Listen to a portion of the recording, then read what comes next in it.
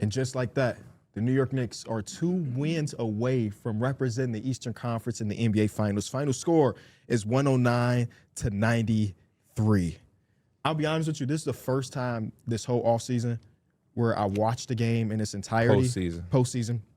Where I watched the game in its entirety and without any distractions. And I decided, I'm not going to upload a recap video. It was one of the games where I just didn't have a ton to say. Yeah. You know, like I feel like I will be very formulaic to talk about some of the stuff because it was the same stuff we talked about in the Cavs losses in the last 2 series and the same things we talked about in the Cavs loss in the first series.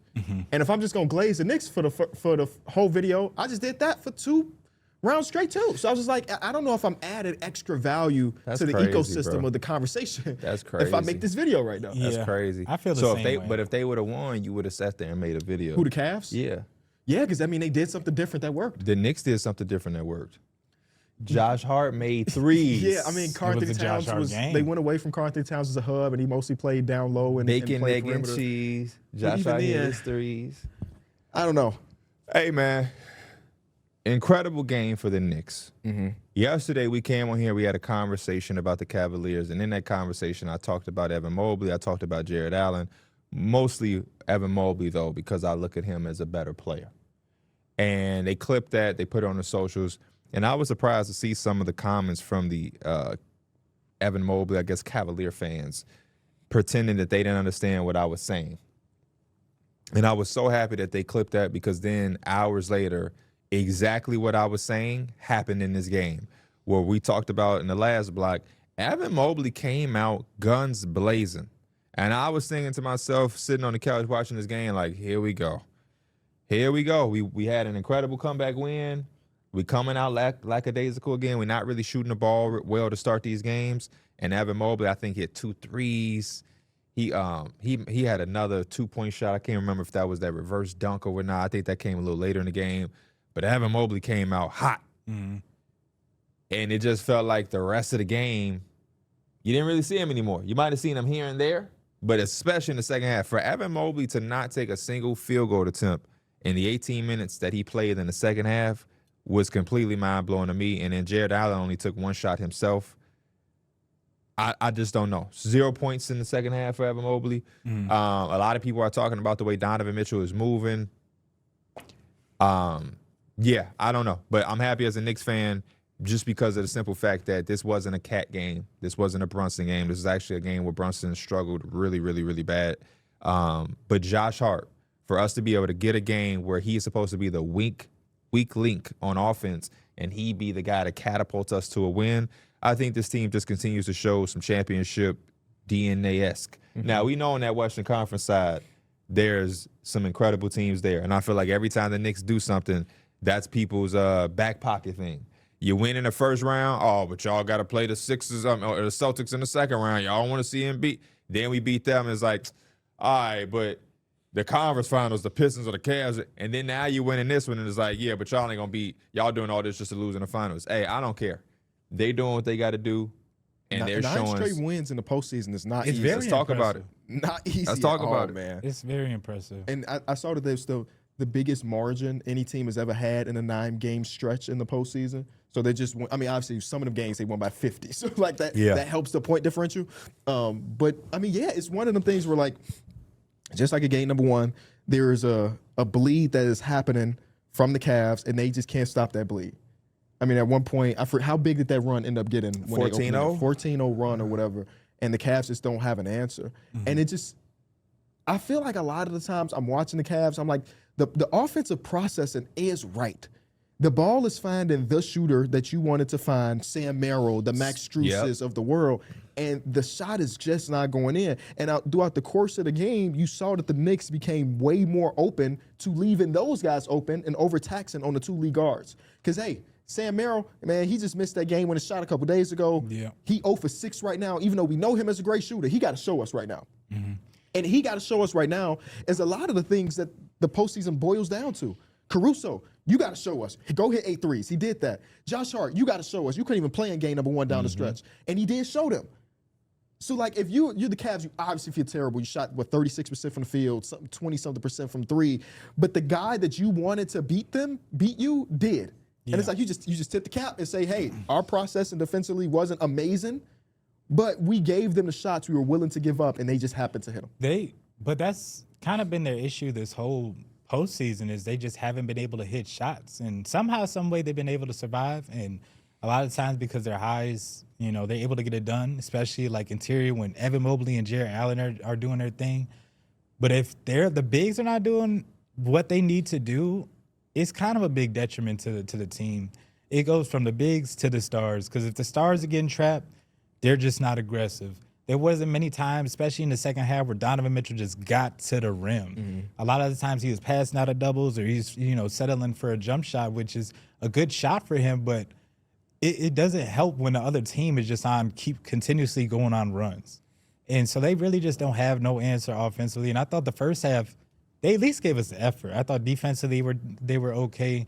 They were hitting some shots too. I think in the first quarter at least, they they had matched like a certain amount of threes that they had hit maybe like the first half of the game one. Mm-hmm. That was the thing. I think they started the game off like 5 or 10 from 3. Right. And then the rest of the way it kind of evaporated. This game, too, was a really good explanation of why game 1 was such a bad meltdown. You were up 22 with 7 minutes to go. Yeah. And you let that game slip away, and now you kind of give yourself less room for less room for error on this now. Yeah, I think it's Bill Simmons that usually says something like this. A game that you blow like that in the fourth quarter, it just changes your mindset to, now we got to win 5 games in a way. Because we basically won that first game and just let go of the rope. And now we still got 4 more wins. And that can be mentally taxing to a team. And then you do see it where it's like, yeah, here's another run. And I think at one point it was like a 6-0 run and Kenny Atkinson does use a timeout. And then he just lets them hoop after. Mm-hmm. It's like he's not willing to throw that second timeout. He's not willing to make the necessary adjustments. They have to play a guy like Dennis Schroeder because the Knicks have been doing such a good job and like getting the ball out of Don's and Harden's hands, and they just need somebody on the secondary that's not seeing 2 at the top. I think, and he just hasn't been really good. He just hasn't been good at all. But I want to give again the credit to Josh Hart. His post game interview remark is funny about analytics and stuff. Also, Mikal Bridges continues to just be great on both things, defensively and offensively. And you just got to think about the shots that the Cavs are willing to give up. Again, it is Josh Hart 3-pointers and then like long twos. And there's a few different times where Mikal Bridges, when Jalen Brunson is seeing 2, he's just getting to the middle of it. And he's like, I'm going to take the shot. This is a shot I've been taking all season long. I don't want to get to the rim. That's his favorite shot. That's his favorite shot. And he was taking it. I think he was 4 or 5 on that shot in the last game. And that's great. I read that after game 1, I forget whose blog it was. It was a Cavs blogger, and I apologize for not having a name. Talked about how prepared the Cavs were for karl-Anthony Towns as the hub. It's something they've been seeing the last 2 series. Same thing I said. We're going to be ready for it. And they are ready for it. And then Mike Brown's like, oh, yeah, remember karl-Anthony Towns can average 26. So put his ass on the block. Put his ass in the middle of the zone. Put his ass at the top of the key and let him shoot threes. And it's like, okay, now what do? We prepped this whole series about stopping him from being a hub. And now he's just looking like last year's version or 2 years' version of himself offensively. It's like, give and take. That was my biggest note for Cat. It's like, hey, we know you can pass, and I know I sound like a broken record because we just talked about this yesterday and in my recap videos. But, yeah, bro, you can pass, but score. Score. All that Mike. Yeah. No. I'm telling you, he thought he was Magic Johnson. Go to that cup. Yeah. Put those guys on their heels. And yeah, man, this was another game also where like the bench ain't necessarily have a rock star game. Yep. Deuce McBride was really, really cold. You know what I'm saying? I don't know if you got how much bench production did you get? Not 5 points from Deuce, 4 from Mitch, 4 from Clarkson. That's all the bench. Yeah, the Cavs bench was maybe even worse. Yeah, I want to go back to the stars really quick though, because I think the conversation of them getting doubled and the Knicks defense getting the ball out their hands, I think that's the same thing as the physicality we just talked about. Like, that goes for every star. But we've seen stars like Wemby, we've seen stars like Shea to Jalen Brunson, just guys in the playoffs. There's some times where you just have to kind of step up in the moment and make the big plays. We have rarely seen that from the backcourt of the Cavs, and I'm hoping they can still get it, especially going back When you say plays, home. you just mean scoring the basketball, or you mean scoring the basketball, play? yeah. I mean, Donovan Mitchell had the 39 outbreak.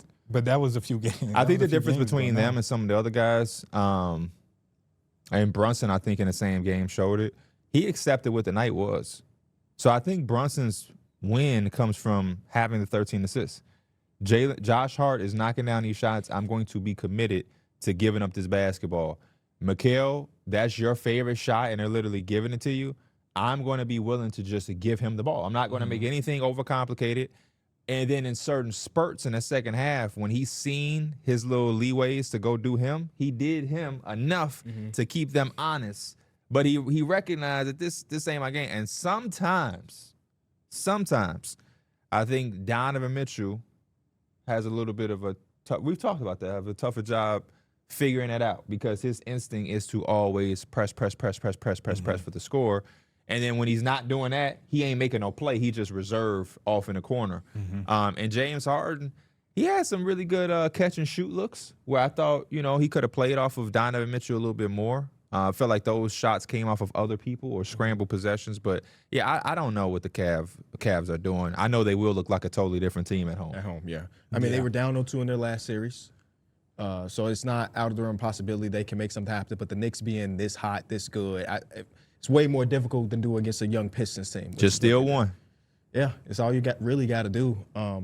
That's what Wemby was saying. We took game one, we split the road, and now we got to go at home and protect some stuff. It got to suck for the Cavs to look at it and be like, our top two guys had one turnover between the two of them, and we still lost. Turnover margin has been a big thing in every single one of these series, and it's like we just had one, and that was enough. It wasn't enough for us to continue to win games. So 8 total turnovers, that's all. What did the Knicks have, 6? The Knicks had 6? Yeah. Oh, so you still lost. Even though you protected the ball a lot, you still ended up losing the turnover battle. So really cool, really fun game. Josh Hart, man. Mike, how did you know? On our pick say you went more on the threes. How did you know? Because in game one, they were just leaving them. They were just leaving them. And he got a lot of heart. Was in with like 10 feet of space, so I knew he was due for a game. I was watching this game, at least the end of it, with my wife, and there was many times where she was like, who is that? Because they kept cutting to the crowd. Who is that? Who is that? And I was trying to explain the lore of a lot of different fans. That's Fat Joe, baby. That's legit. That's Fat Joe. That's Ben Stiller. That's Stephon Marbury. Like, it was just Joe now. Huh? Is it just Joe? It is just Joe. He's doing good things right now. Just Joe. And that's also Fat Joe. Too. Flo Joe, Fat Joe. Come on, man. He was asking like who like the greatest players in Knicks history are. So I'm explaining Patrick Ewing, and I mean I looked at like the little guy right there. Him. Yeah. You gonna come in at a night? She gonna be like. You're like, what you doing? That's Jordan's signature shit. I explained Willis Reed coming out of the tunnel to her. It was like she rarely watches hoops with me, so when we do, it is kind of fun. It's kind of fun.